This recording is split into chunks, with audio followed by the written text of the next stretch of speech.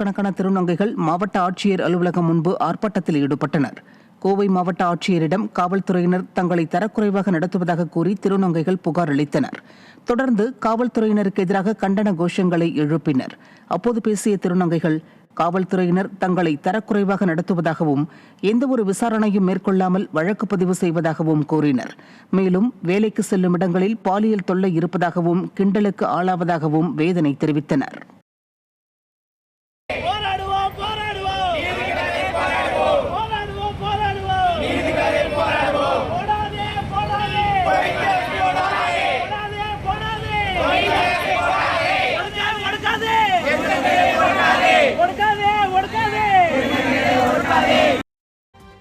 திருநங்கைகளுக்கு சரியான ஒரு மரியாதை இல்லை, சரியான ஒரு நடவடிக்கைகள் இல்லை.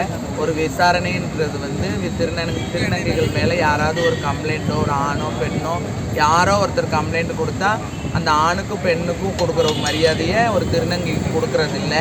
எடுத்ததுமே கம்ப்ளைண்ட் பண்ணுறாங்க, எடுத்ததுமே ரிமாண்ட் பண்ணுறாங்க, எஃப்ஐஆர் போடுறாங்க. திருநங்கைகளை ரொம்ப மரியாதை இல்லாத அளவுக்கு பேசுகிறாங்க. ஒரு பாலினத்தை கொச்சப்படுத்துகிறாங்க.